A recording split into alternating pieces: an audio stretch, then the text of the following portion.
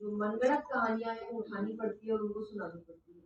आपके खुद के भगवान की बहुत कहानियां हैं जिनमें इतनी अच्छी सुंदर सुंदर सीख है, तो आप बचपन से क्यों नहीं बच्चों को वो सुनाते हैं? और आप सोचते हैं कि बच्चा बड़ा हो जाए फिर समझदार बनाएंगे या फिर धर्म के ऊपर बात करेंगे या ग्रंथ पढ़ाएंगे, तो समझदार होने के बाद वो आपको ही समझदार नहीं समझता। तो बचपन से शुरुआत होती है और मेरी शुरुआत भी कहीं ना कहीं वैसे ही हुई है। मेरे घर में हमेशा से एक धार्मिक माहौल था, मुझे भगवान की कहानियां सुनाई गई थी, ग्रंथ पढ़ाए गए थे, और तो बचपन से मेरी जिज्ञासा बढ़ती गई और वो इतनी बड़ी कि आज मैं यहाँ हूँ सिर्फ अपनी जिज्ञासा के कारण, कि मुझे चीजें जाननी थी। तो घर का माहौल और दूसरा थोड़ा सा इवॉल्व होना, कि आप जब आप किसी को कुछ सिखाने की कोशिश करें तो आप जिद्दी नहीं बन सकते, ऐसे सीखना है तो सीखो वरना मत सीखो, नहीं। आपको उनको थोड़ा, जैसे घर के बच्चे को खाना खिलाते हैं तो आप ये नहीं बोल सकते कि ऐसे खाओगे तो ही खिलाएंगे वरना भूखे रहो।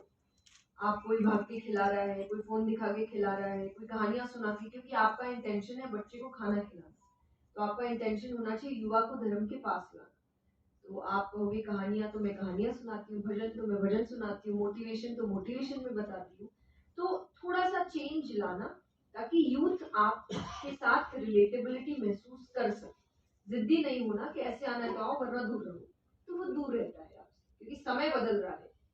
हर जगह एक ही चीज नहीं है, दुनिया बदल रही है, लोगों को बहुत एक्सपोजर मिल रहे हैं। उस वक्त जरूरी है कि आप धर्म को भी थोड़ा इवॉल्व करके उनके सामने लेकर। आपने 2020 में अपनी पोस्ट ग्रेजुएशन कंप्लीट की है।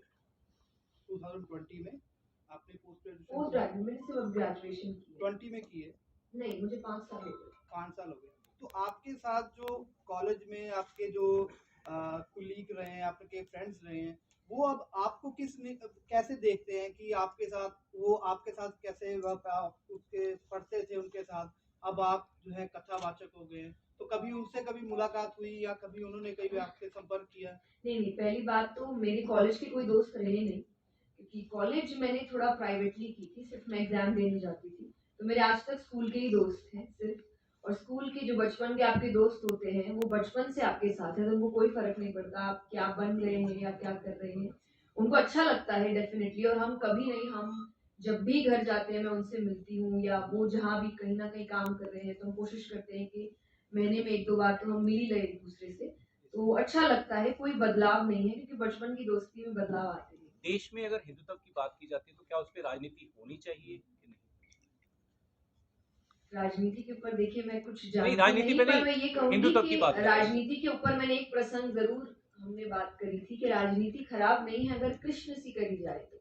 वही कर हिंदुत्व हाँ की जी। बात की जाए तो अगर उस हिंदुत्व पर भी अगर धर्म की बात हो रही है तो कृष्ण ने धर्म के लिए ही महाभारत में राजनीति करी। जी जी। तो अगर आप कर भी रहे हैं तो कृष्ण सी करे, वो जो सीख देकर कर रहे करे तो अच्छा रहेगा। अगर उसके अगेंस्ट होकर करते हैं तो शायद चीजें जैसे कि आपने कहा कि धर्म जरूरी है, तो हिंदुत्व की बात की जाती है कि धर्म रहेगा तो देश रहेगा, ऐसा कुछ बात कहा जाता है, तो कुछ लोग उस पर राजनीति करते हैं, तो क्या सही है क्या गलत है? जो करते हैं आप, मतलब मुझे एग्जैक्टली बात पता होनी चाहिए। देश में समय में सनातन धर्म का प्रसार हिंदुस्तान में ज्यादा हुआ है, तो आपको क्या लगता है कि वो हिंदू धर्म का जो सनातन धर्म है उसका प्रसार इतना ज्यादा हो रहा है, उसका इम्पैक्ट आप देख रहे हो कि लोगों में कि उसके प्रति दोबारा विश्वास आस्था सनातन धर्म के प्रति बढ़ती तो जा रही है डेफिनेटली, लेकिन मैं ये नहीं कहूंगी कि मुझे ऐसा लग रहा है कि कोई ड्रास्टिक चेंज। मुझे ऐसा लगता है कि भक्ति हमेशा से थी, अभी थोड़ा सा आप चीजों को समझ ज्यादा रहे हैं, या आप अगर कुछ गलत हो रहा है तो आवाज उठाने की कोशिश कर रहे हैं, पर भक्ति हमेशा से थी। तो आई थिंक जागरूकता अभी ज्यादा हो रही है, जानते हमेशा से थे, तो अच्छी बात है, चाहे अब वो कोई भी माध्यम हो सकता है। सनातन धर्म का प्रसार बढ़ता जा रहा है, जागरूकता बढ़ती है। तो जया शर्मा की जया किशोरी तक का सफर कैसा? सफर अच्छा रहा, बहुत मेहनती रहा, बहुत काम करना पड़ा, क्योंकि मैंने 2 जिंदगियां एक साथ जी है। अब मैं पूर्ण रूप से अध्यात्म में हूँ, और ग्रेजुएशन तक मेरी 2 अलग जिंदगी चल रही थी। एक तरफ क्योंकि मैंने बीकॉम किया तो कॉमर्स की पढ़ाई होती थी, और एक तरफ आध्यात्म की, दोनों अलग दुनियाएं हैं। तो बहुत मेहनत लगी, बहुत परेशानी भी हुई, लेकिन अच्छी बात है। देश में धर्म को एक अलग परिभाषा दी जा रही है, राजनीतिक तौर से नहीं, मैं अलग बात करूंगा धर्म के रिलेटेड। कई प्रचारक, हिंदू प्रचारक ये कहते हैं कि सिर्फ हिंदुस्तान में हिंदू का ही प्रचार होना चाहिए। क्या आपको आपको लगता है कि ऐसा प्रचार करना ठीक है? नहीं, तो मुझे नहीं पता ऐसा कौन कहते हैं, क्योंकि सनातन धर्म ही ये नहीं कहता। सनातन धर्म तो वासुदेव कुटुंबकम की बात करते हैं कि हम सब एक परिवार है और सब अपनी अपनी सोच लेकर। मैं हमेशा एक बात कहती हूँ, देखिए इज्जत सबकी करिए, प्यार अपने से करिए, लेकिन इज्जत सबकी करिए।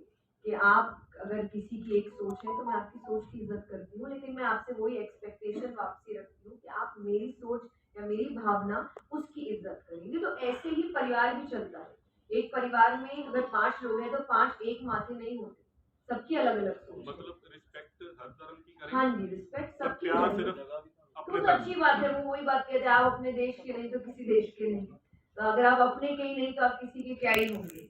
तो इसीलिए प्यार, लेकिन इज्जत सबकी करिए, आपको बेइज्जती करने का किसी का भी हक नहीं है।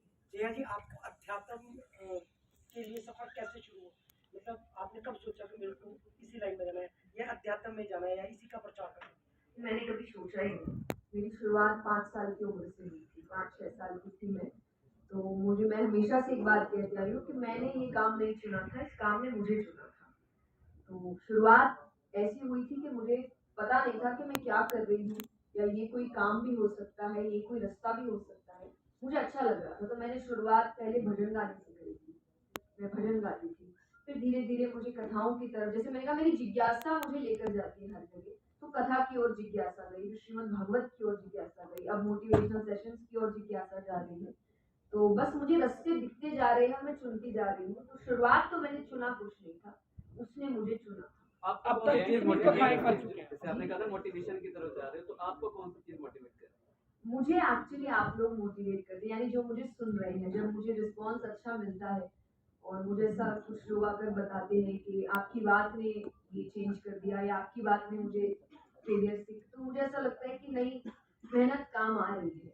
तो फिर मुझे लगता है कि नहीं, अब तो और काम करने की जरूरत है, या कुछ और नया लाने की जरूरत है। तो वो आई थिंक मेरा मोटिवेशन है। हम पंजाब में जलंधर में आप पहली बार आए हैं, कैसा लगा आपको यहाँ? बहुत बहुत अच्छा लगा, और मुझे ऐसा लग रहा है कि जितना सब उत्साह में आते हैं उतना उत्साह हमें आता है। तो उत्साह, अगर आप वहाँ आ रहे हैं तो आप देख रहे हैं कि लोग बहुत उत्साहित हैं, बहुत खुश हैं। उनको खुश देखकर हमें खुशी मिलती है कि नहीं, हम जो कह रहे हैं उनको अच्छा लग रहा है, और शायद कहीं ना कहीं उम्मीद है कि वो अपने साथ वो बात अब तक कितनी कथाएं कर चुके हैं? कितने नहीं पता थोड़ी, क्योंकि हम अभी भी हम जया जी, मारवाड़ी हूँ, तो मैं बागेश्वर जब धाम देवी गिनते खुश नहीं। हुई। जया मैम, कहा जाता है आजकल जो थोड़ी सी पॉलिटिक्स भी होती है कि भगवान की फोटो को ऊपर लगाना है, आसन ऊपर देना है, खुद नीचे बैठना है।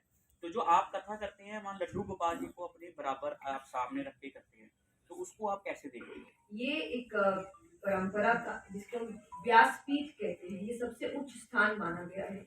वेद व्यास जी महाराज जो कथा कर रहे हैं, तो इस वजह से वो उच्च स्थान माना जाता है, और उसमें भगवान को विराजमान किया जाता है कि उस स्थान की आप लाज रखिएगा। जो, क्योंकि आप अगर वहां आ रहे हैं तो आप मुझे नहीं पूज रहे हैं, क्योंकि आपने देखा होगा लोग वो मुझे नहीं पूज रहे हैं, वो एक्चुअली उस स्थान को पूजे। उस स्थान में कोई और भी बैठा होगा तो पूजेंगे, क्योंकि उस स्थान को व्यासपीठ कहते हैं। जया जी, दार्शनिक place। एक बात बताइए, थोड़ा कन्फ्लिक्ट है कि जैसे देहधारी गुरु और जो कहते हैं वो कहते हैं शब्द का उच्चारण करो, परमात्मा आपके अंदर है, आप अंदर की तरफ जाओ। आप जो वहाँ पे रस बरसाते हो, लोग अपनी भक्ति बाहर की तरफ करते हैं। तो ये ग्रंथों में भी लिखा हुआ है कि परमात्मा आपके अंदर है। यू हैव टू ये तो स्पिरिचुअल। भक्ति रस भी लिखा हुआ है, बहुत रास्ते हैं भगवान को, नवदा भक्ति है, 9 तरीके हैं भगवान को प्राप्त करने के। आप अंदर से करिए, बाहर से अब जो करिए, साइड से देहधारी करिए। गुरु हैं वो हमेशा कहते हैं कि आप अपने आप को मेडिटेट करो, बंद कमरे में बैठो और शब्द का उच्चारण करो। लेकिन आप जो रस बरसाते हो वो करते हो, मतलब जो है ओपन टू पब्लिक, कि आप अंदर से खुश होकर बाहर की तरफ। इन दोनों में डिफरेंस है, conflict भी है। हाँ बिल्कुल है, जैसा मैंने, इसलिए मैं आपसे कह रही हूँ ना, डिफरेंस होगा ही, क्योंकि भगवान को प्राप्त करने का एक रास्ता नहीं है। आप अंदर कमरे में बंद होकर भी प्राप्त कर सकते हैं, आप नृत्य करके भी प्राप्त कर सकते हैं, आप मेडिटेट मंत्रों का उच्चारण करके भी कर सकते हैं, आप पूजा पाठ करके कर सकते हैं, और आप कुछ भी नहीं करके सिर्फ कर्म करके भी कर सकते हैं। कि मैं पूजा पाठ में नहीं, मैं कर्म पर विश्वास रखता हूँ, वो भी भगवान को प्राप्त कर सकता है। तो रास्ते बहुत है, आप एक रास्ता नहीं। इसलिए मैंने कहा जिद्दी नहीं होना है, ये है तो ही भगवान मिलेगा। अरे बहुत रास्ते, 24 अवतार लिए भगवान। जया जी, धर्म की बात हो रही है हर तरफ, किसी एक धर्म की नहीं, हिंदू, सिख, मुस्लिम, ईसाई, सभी लोग धर्म की बात कर रहे हैं। क्या असल में जो हम लोगों में होनी चाहिए वो धर्म की बात आप देख रहे हो? मैं आपका क्वेश्चन वैसे ठीक से समझी नहीं, पर अगर आप आप परिचय भी दीजिए मैं- उनको आप अपना, कौन से मीडिया ग्रुप से परिचय हैं? भी दीजिए। लाइव पंजाबी टीवी से हूँ हाँ, मैं, परिचय। चरणजीत जोगी मेरा नाम है। धर्म की बात बहुत जोर शोर से धर्म की बात सभी करते हैं, हिंदू मुस्लिम सिख ईसाई सभी करते हैं, अपने अपने तरीके से करना चाहिए, हमारा देश ही ऐसा है, सबको आजादी है। लेकिन जो धर्म का पाठ पढ़ाया जा रहा है, जो धर्म असल में है, जो धर्म की डेफिनेशन है, क्या वो हम लोगों में सभी में है? नहीं है, बिल्कुल अभी तो पूर्ण रूप से नहीं है, क्योंकि होती तो सब ठीक हो जाता, लेकिन क्योंकि ये जरूर है कि अगर- कोशिश आज हर कोई कर रहा है कि वो समझने की कोशिश करे। वही बात है, जैसा मैंने कहा कि आप सही रास्ता चुनिए। ऐसा नहीं है कि मैं ये कह दूं कि सब परफेक्ट है, फिर तो फिर किसी को कुछ सीखने की जरूरत ही नहीं है। पर ये जरूर है, कोशिश सब कर रहे हैं कि अपने अपने तरीके से धर्म को जान सके। हो सकता पर है परफेक्ट बिल्कुल हो सकता है, क्यों नहीं हो सकता? कैसी हर युग कोशिश में होनी होता चाहिए? है। कैसी आप कोशिश? जो भी रास्ता, आप चाहे अपने गुरु से समझिए, आप ग्रंथों से समझिए, आप जो भक्त बन चुके हैं उनसे जय जी, समझिए। जया के साथ जो किशोरी शब्द है, थोड़ा सा इसके बारे में जानकारी। ये मेरे जो गुरुजी थे उन्होंने मेरा ये नाम रखा था, और ये नाम भी उन्होंने कोई ऐसा नहीं कि तूने नहीं, मैं बहुत छोटी कितने थी, साल की उम्र में थे? बहुत छोटी, मतलब मैंने कुछ शुरू भी नहीं किया था, तो तब मैं किशोरावस्था में ही थे। हाँ मैं उनके घर जाती थी, और वो मतलब उस वक्त तो मैं कुछ सीखती भी नहीं थी, पर वो नाम से मैंने उनको अपना गुरु, मेरे पिता जाते थे, तो उन्होंने मुझे जैसे कहा कि जैसे लड़के को कान्हा कहा जाता है तो बेटी को राधा क्यों नहीं कहते, तो उन्होंने वो मुझे किशोरी बुलाते थे। अच्छा जय जी, एक सिंपल प्रश्न है, बागेश्वर धाम के बारे में आजकल बहुत ही चर्चा होती नजर आ रही है।